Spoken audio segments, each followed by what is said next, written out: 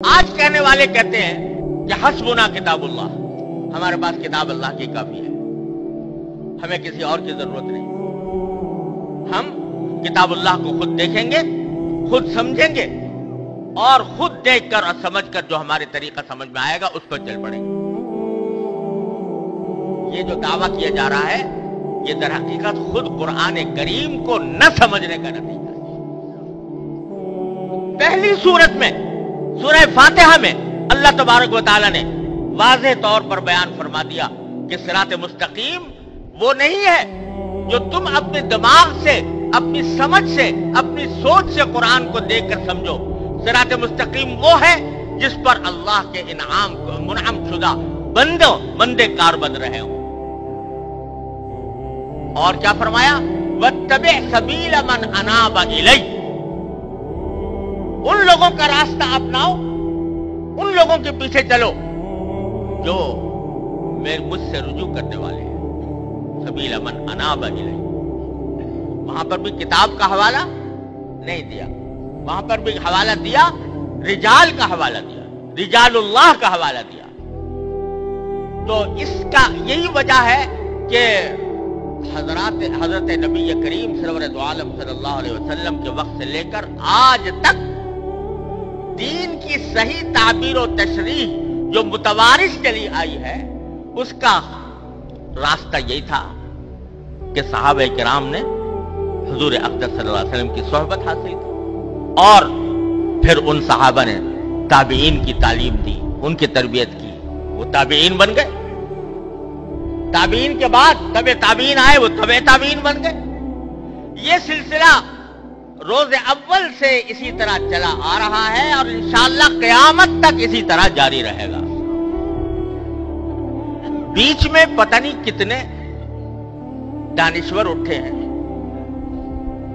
اس پورے 1400 سال کے دوران، جنہوں نے یہی نعرہ لگایا کہ حسبنا کتاب اللہ، ہمیں رجال اللہ کی ضرورت نہیں، ہم تو کتاب اللہ کے پیرو ہیں اور کتاب ہی کی کو سمجھ کر کریں گے۔ اور اس کے نتیجے میں طرح طرح کے نظریات نے جنم لیا، معتزلہ پیدا ہو گئے، خوارج پیدا ہو گئے، کرامیہ پیدا ہو گئے، جہمیہ پیدا ہو گئے، قدریہ پیدا ہو گئے، جبریہ پیدا ہو گئے۔ اگر فرقوں کی تاریخ اٹھا کر دیکھو مسلمانوں کے عہد میں تو سینکڑوں فرقے پیدا ہوئے ہیں۔ وہ سب فرقے کیا تھے؟ حسبنا کتاب اللہ کہنے والے، کہ ہمیں بس کتاب چاہیے، رجال اللہ کی ہمیں فکر نہیں۔ لیکن انجام کیا ہوا؟ تھوڑے تھوڑے دنوں ہر ایک نے اپنی چمک دمک دکھائی اور کچھ عرصے بڑا سکہ لوگوں کے دلوں پر بٹھایا، یہاں تک بٹھایا کہ بعض اوقات حکومتیں بھی ان کی آ گئی اور ان کی حکومتوں نے جو صحیح دین پر چلنے والے تھے ان پر جبر و تشدد کا بازار گرم کیا، امام احمد بن حنبل کے اوپر کوڑے برسائے۔ لیکن کیا ہوا؟ کچھ عرصہ اپنی چمک دمک دکھا کر، کچھ عرصہ اپنا زور شور دکھا کر وہ ایسے دفن ہوئے، ماضی کے ملبے میں اس طرح دفن ہوئے کہ آج ان کا ذکر صرف تاریخ کے اوراق میں موجود ہے، کوئی ان کا جاننے والا بھی موجود نہیں۔ ایک نہیں، سینکڑوں۔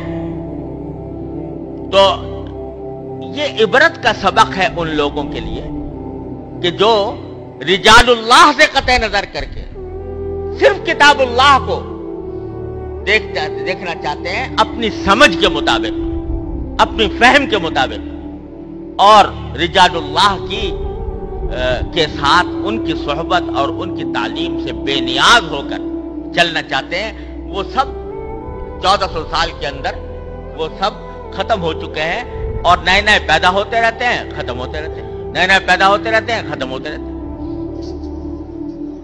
لیکن جن لوگوں نے دین کی تشریح کتاب اللہ اور رجال اللہ دونوں کو ساتھ لے کر کی ہے اور دین کو ان کے ذریعے سمجھا ہے، ان کا جو طریقہ ہے وہ جس طرح صحابہ کرام کے دور میں تھا الحمدللہ آج بھی موجود ہے، وہ ختم نہیں ہونے والا، کیونکہ یہ وہ ہے جس کو رسول کریم سرور دو عالم صلی اللہ علیہ وسلم فرمایا ما انا علیہ واصحابی، جب یہ فرمایا تھا کہ میری امت 72 فرقوں میں بٹ جائے گی، تو وہاں حضور اقدس صلی اللہ علیہ وسلم سے پوچھا گیا پھر کون سا ہوگا نجات پانے والا؟ تو آپ یہ بھی فرما سکتے تھے جو قرآن پر عمل کرنے والا ہوگا، کہہ سکتے تھے کہ نہیں؟ جو قرآن پر عمل کرنے والا ہوگا وہ ہوگا نجات یافتہ۔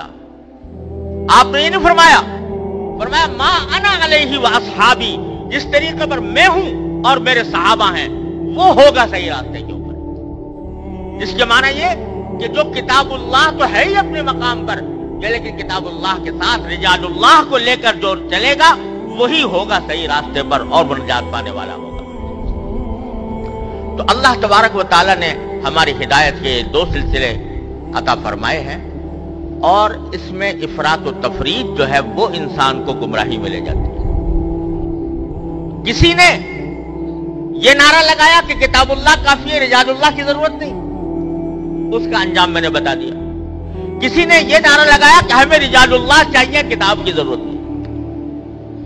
یعنی ہم تو کچھ مقدس شخصیات سے وابستہ ہیں، اور ہم جن کو مقدس سمجھتے ہیں ان کی تعظیم کریں گے، ان کی تکریم کریں گے، اور ان کا ہی نام لیں گے، اور اس سے قطع نظر کہ کتاب اللہ کیا کہہ رہی ہے اور احادیث رسول اللہ صلی اللہ علیہ وسلم کیا فرما رہے ہیں، وہ دوسری گمراہی میں چلے گا۔